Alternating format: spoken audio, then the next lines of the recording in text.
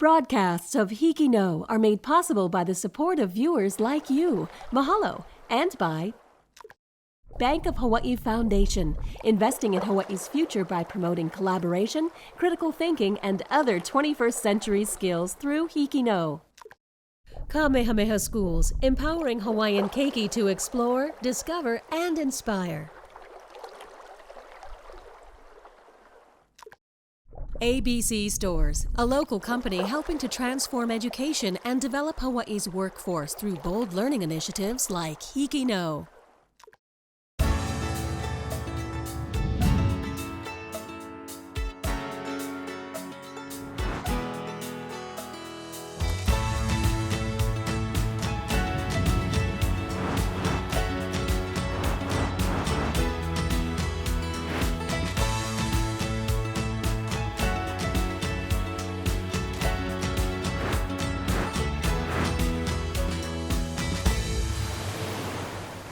HIKI NŌ, Hawaii's new wave of storytellers.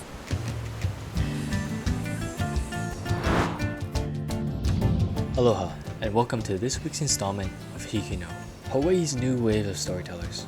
I'm Tiwanak, a senior at Henry J. Kaiser High School in East Oʻahu, speaking to you from my home. In this episode of HIKI NŌ, we'll continue our series of student reflections on life and school during the pandemic as we enter the home stretch of the second school year impacted by COVID-19. We'll hear a graduating senior's poetic perspective on life as he stands on the threshold of adulthood, and we'll tap into the HIKI NŌ archives for a look at the struggles this same student was experiencing in his junior year. We'll meet the dedicated caretaker of the Limahuli Garden and Preserve on Kauai.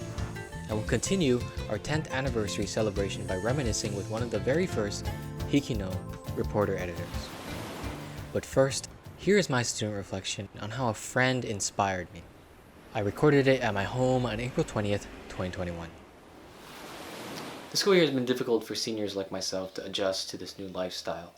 I wanted to share the experiences that I was able to gain from this pandemic. When COVID hit, at first it was very hard to adjust to, and for a long time it was. But I had a lot more time to myself. So, I had more time to explore my interest of creating videos. I felt like sharing these videos, so I decided to post some of them online. In the process, a fellow class of 2021 student, Sato, had noticed my work. He had contacted me to tell me that he actually liked the work that I did, and he himself was interested in video and photography. Through social media, we were able to share our work, and I was able to be inspired by some of his work that he posts on his social media. Naturally, as COVID restrictions began to lift, me and Will started to collaborate on videos as well as photos. Collaborating with Will has made me better as a creator because I was opened up to a new perspective on someone else who shared similar interests to me, as well as Will was able to teach me some of the ways to work cameras and how to light shots better. It was also great to know that I was not alone in the struggle to deal with the pandemic. Here is a little bit of what Will has to say about our collaborations. So I'm able to create more video. Right now we're collaborating for a school project. It's not like a class project, but it's more like the whole school thing where we collaborate. And yeah, we continuing doing work together, making videos. He's a director. I do cinematography work, stuff like that. So we're mostly like independent filmmakers. In conclusion, though times were tough, I was able to find people that I could relate to, as well as make new friends that I'm able to have fun with creatively and just as friends. If there's a message I could give to any seniors right now, it would be that through our struggles, we find experiences to help uplift us. Hopefully this story was able to uplift seniors or anyone going through a difficult time during this pandemic. This is Sam Tiwanak from Kaiser High School for HIKI NŌ.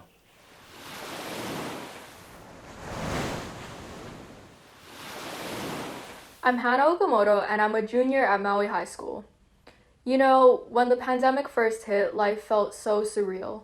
And little did we know everything would be different from then on. Since then, nearly all aspects of my life have changed drastically. From going to school to working in a pandemic, my life did a full 180. Instead of driving to school with my new license, I was confined to my home on a laptop. At first, online school seemed so daunting. I didn't get to see my friends as much, and I learned everything through a screen. And being a hands-on learner made this transition a million times harder. Having online classes did make my schedule a lot more flexible, but that meant that I could work more. At one point, I was working as much as 40 hours a week, and I was really struggling to find the motivation to go to my classes. Since I worked at an essential business and came in contact with tons of people each day, I also had the constant worry of keeping both me and my family safe. And in all honesty, it was just super overwhelming. Slowly but surely, I finally began to adjust. At work, there were new protocols put in place to protect everyone. However, there were handfuls of people who just refused to follow them, such as not wearing their mask properly. This made me so reluctant to go to work each day, but I had to take extra safety measures to make sure everyone was safe. On the brighter side, I learned what worked best for me school-wise, and I actually realized that it wasn't as bad as I thought. I also kept my circle of friends way smaller and only surrounded myself with people who genuinely loved and supported me, which gave me that little extra push through these tough times. Next up, we have a poetic personal essay from H.P. Baldwin High School senior Chaz Copa as he contemplates what life has in store for him. Humans are difficult to understand. We have a conscience that allows us to think freely, move freely, speak freely, and we can just about do everything we ever dreamed of. The average lifespan is 72.6 years, and the oldest person in the world is King Tanaka. She's 117 years old, born in 1903, when the population was around 1.6 billion, and in one person's life, our population grew to 7.8 billion.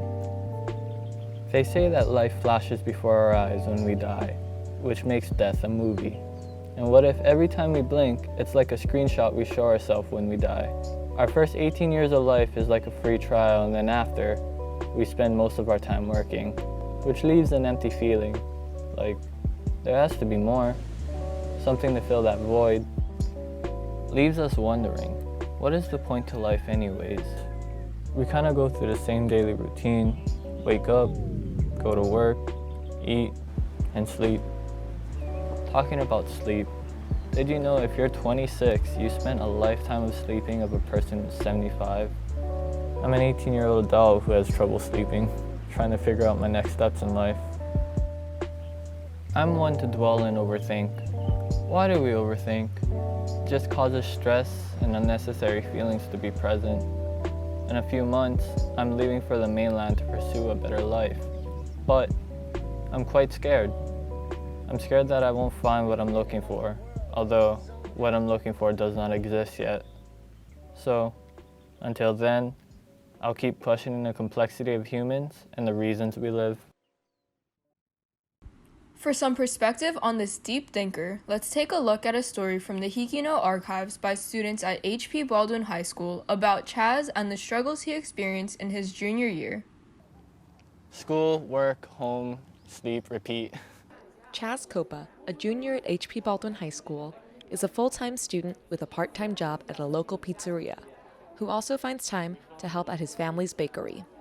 He began working to repay his grandmother for the car he uses to make deliveries, but sometimes has to use his earnings to help with family expenses. We were struggling on top of rent and stuff. My parents, they had a flat tire in the beginning, so then they needed to buy new tires, and I had $400 in cash on me that I was gonna pay my grandma with. But then I gave it to them because they needed new tires. And then the following week after, they were behind on rent and cable needed to be paid, so I ended up giving them another $800 to support that. Along with loss of free time, taking on additional jobs takes a toll on a student's mental and physical health. As a counselor here at Baldwin High School, I do see my students taking on the responsibilities of having outside jobs outside of school so that they can help their families to bring down costs of living here in Hawaii. So some of them take the weight on of having an extra job and also the burden of their families not having money, and it plays out in different roles where they may, be suffering from depression or anxiety in school. Like he has been a little more sad in his face His eyes are just not good. He just falls asleep right when I see him home. So I'm barely around him anymore, but sometimes he takes me out with his car and we go places. There's been change because he's been stressed, and I mean, I've talked to him many times about it. You know, we've had our talks, and and I understand, like, he's stressed out and everything. He has all his struggles and he deals with a lot of stuff. Despite these struggles, Chaz remains optimistic, determined to finance his family and his future. We all have different lives, and we all have to have that, you know, certain amount of responsibilities that we have to do. So, I mean, mine's only really differs from just my perspective and the way I see it. He's a champ. He goes through it, and he still goes to work every day. I mean, he has to go pretty soon. I mean, he's a warrior. This is Skylar Masuda from HP Baldwin High School for HIKI NŌ.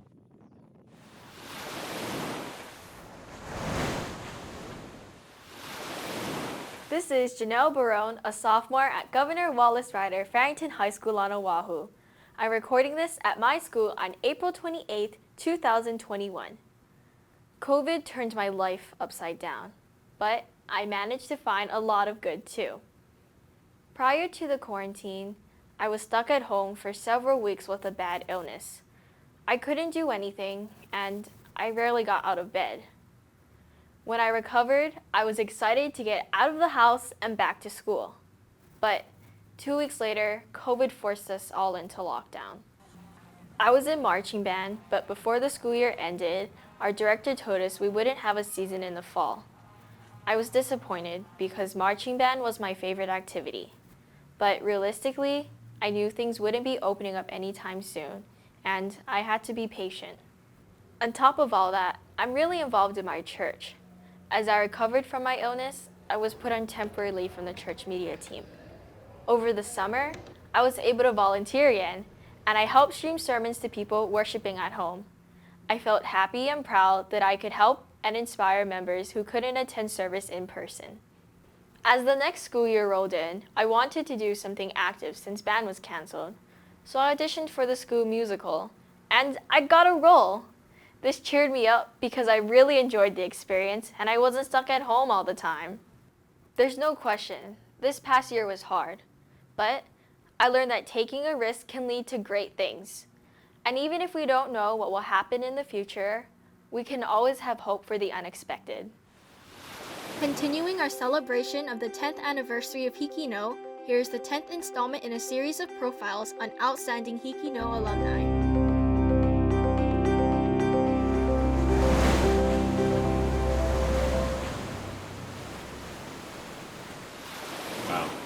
When I first heard about HIKI NŌ 10 years ago, or I have to recollect that, but it was very much a program that kind of gave me a voice, and I was very much shocked, like, wow, they're gonna trust us with creating videos and airing it on TV for people to see, and that was a very large honor to me and a huge privilege for us to even have that avenue of being able to voice our opinion. My name is Papu Uti. I'm a junior attending Kahului High School. On the day of March 19, 2009, my freshman year, I got into what you call a freak accident. During a game of pickup football, Papu suffered a devastating blow to his left leg. The left foot that he planted in the mud was injured when he was tackled. The extent of the injury caused that leg to become amputated. I think the closest that we ever got to being able to do that was just sharing videos at school, but on a larger scale, being able to tell my parents, hey, my video is going to show on PBS, like, hey, let's go watch it, and them also being very proud of that a moment in time that we can kind of celebrate this. It was exhilarating to have been a part of the experience. One trend we saw in the first season of HIKI NŌ was stories about different factions of a community coming together to solve a problem. Coincidentally, two such stories centered around football. One dealt with building a place to play, the other dealt with the lights needed to play at night. We go first to the windward side of Oahu for Field of Dreams by the students of Kalaheo. It was a place that we could actually be taken seriously, and as much as we can learn from the process. And that's what I really appreciated with this opportunity, and being able to have the interaction with our mentor, and alongside with my teacher, my digital media teacher, and this whole synergetic relationship, just making sure that there's all of these avenues or people to go through in order to make sure that this story gets across and we can actually do something with it. My real name, first of all, is Theodore Kamala Kasi-san. And my stage name, from what I started with, was actually when I was in middle school. I was 15, and I started with James Cole's United DJs and Musical Youth of Hawaii, which is a nonprofit organization. And he gave me the stage name Lil Homie TC, but now I just go by TC because I dropped the Lil Homie. So in New Hope Leeward, I am the broadcast media lead for the entire campus and the entire church as a whole. I believe my exposure through HIKI NŌ and that whole experience in and of itself was very much a precursor or a foreshadowing of where I am today. To see myself get called into this and see my very drive and passion in video be used for this calling, it really have this sense of fulfillment and satisfaction that it all was working towards a purpose.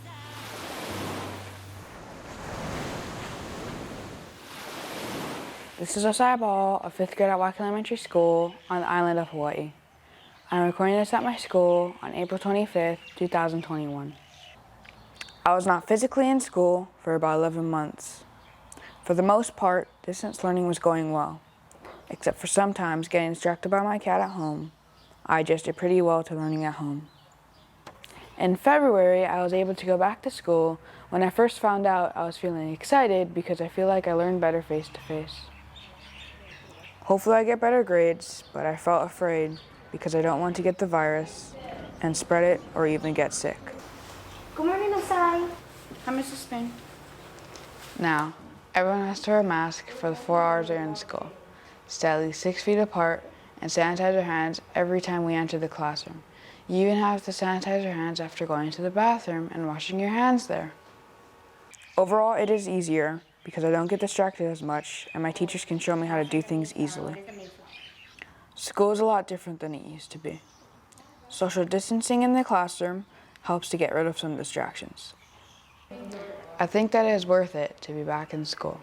The school did a good job preparing for this, and things are starting to get back to normal. We will take you now to Kauai, where students at Island School introduce us to the protector of a sacred place. Limahuli Valley, in Haena State Park, on the north shore of Kauai, is a sanctuary of native ecosystems, untouched by urban development. Miss Lei Wan is one of the valley's landowners and primary caretakers. She preserves the wildlife and history of this sacred place, as her ancestors before her. We are the last Kuleana land holders and the last descendants. My great-grandtutu was just born right down below here. My ancestors were oahi throwers and bearers and farmers and fishermen in this valley. The archaeological sites that we'll see below, I'm told they built many of those structures. As director of Limahuli Garden and Preserve, Miss Wan draws on her family connection to the valley, her desire to perpetuate Hawaiian language and culture, and her conservation background. She and her team work to preserve the valley, removing invasive species, collecting seeds from native plants, and clearing debris from the stream.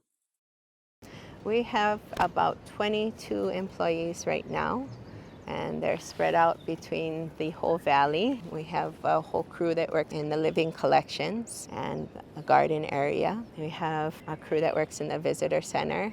And we also have Lower Preserve crew that works in the back of the valley. Here at the gardens, we hold some of the last and only species of certain plants that are completely extinct in the wild now, or there's less than 200 left in the world.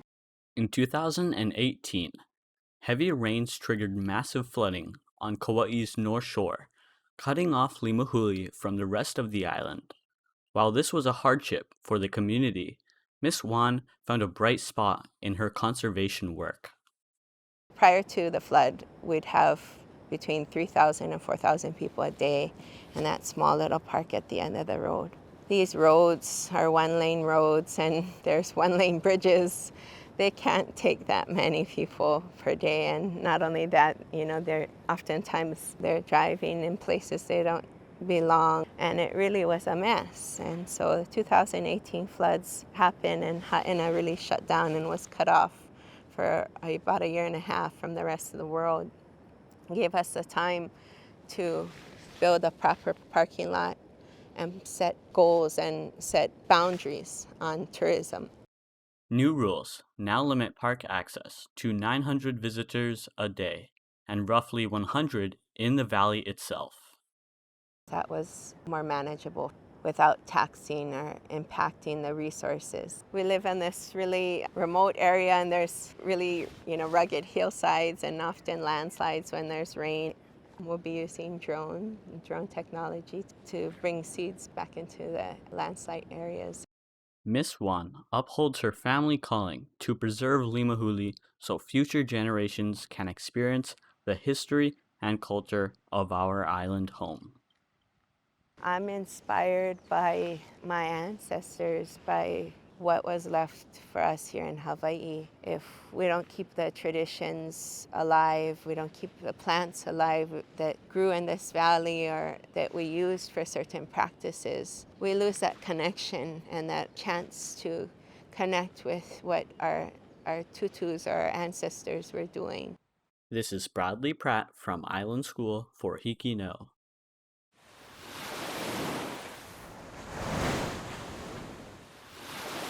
Hi, my name is Jalen Akob, a junior at Maui High School on Oahu, and I recorded the following reflection on April 16, 2021.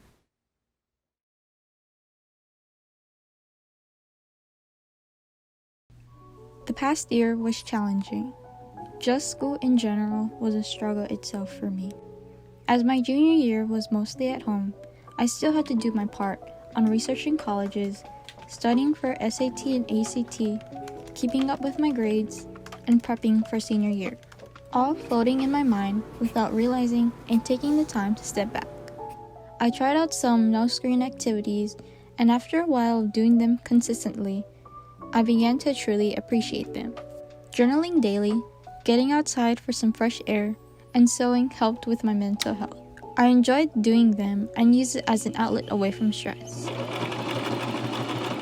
I never thought I would see myself journaling or sewing, but when going back to reality, it changed me to have a better mindset.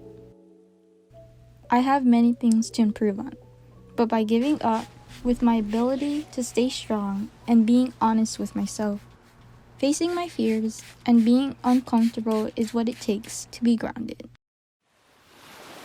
Thank you for taking the time to enjoy this edition of HIKI NŌ. We hope that the work of Hawaii's new wave of storytellers has enlightened you on what we students have been experiencing during these challenging times. Be sure to tune in next week for more proof that Hawaii's young people HIKI NŌ can do.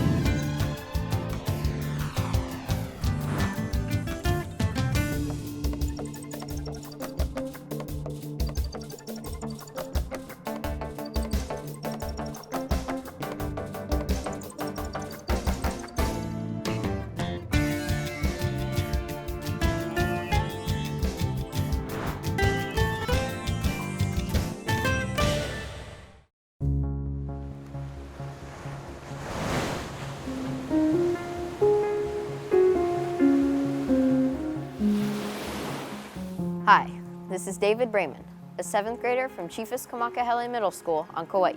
Aloha, I'm Teresa Ueno, an 8th grader from Waianae Intermediate School, speaking to you from my home. I am Zoe Slaughter, an 11th grade junior at Moanaloa High School. Hi, this is Capriana Nozaki, a 6th grader at Maui Intermediate School. Hi, I'm Lycan Forster, a senior at Waiakea High School. I'm Kai Sugawa, a 5th grader. Hi, I'm Emi Okinaka, a senior at Waiakea High School. This is Joey Fujinaka. I'm Taylor McCann. Aloha, I'm Emma Tili, a senior from Waianae High School. I'm filming this from my home in Kahului. This past year, like no other, has been extremely hard on many. The first semester of our school year has been all online. I have tried to look at this with a positive attitude. My parents and I were nervous about sending me to in-person learning, so we decided I would do 100% online school. When the pandemic began to send students home, I was excited, like many of my peers, to have a break. I was excited to watch movies, listen to music, and sleep in on weekdays. I am feeling torn. I am tired of staying at home all the time. I miss seeing my friends in person. I've been restricted from many activities. Juggling my school life and home life during the pandemic has proven to be a struggle. What I didn't know was that I was also going to become a teacher, a security guard, a principal, and a cafeteria worker overnight. Students are not the only group of people who are struggling through the technological endeavors of distance learning. Teachers have altered lesson plans, projects, and put in the effort to adjust teaching styles in order to make their students feel more comfortable and engaged. I don't get to see any friends and teachers in person, but on the other hand, distance learning has been a lot more convenient because I get to do everything on my own time. Even if I'm not in the studio, I'm grateful to continue dancing, even if it's through a screen. I've been trying to keep myself entertained after I am done with my schoolwork. The hardest part of my life is to not know if my grandparents are doing okay. Despite these challenges, there have also been some upsides. I get to wake up whenever I want to, as long as I get my work turned in. The biggest thing I've found in this time is the ability to be gracious. I finally realized how lucky I am to have the things I do. There are brighter days ahead. We just need to be patient. We will finish strong. I really am desperate to have a face-to-face conversation, but for now, screen to screen will have to do.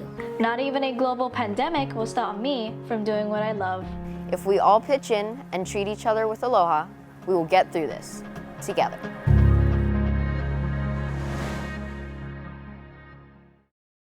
Broadcasts of HIKI NŌ are made possible by the support of viewers like you. Mahalo. And by Bank of Hawaii Foundation, investing in Hawaii's future by promoting collaboration, critical thinking, and other 21st century skills through HIKI NŌ.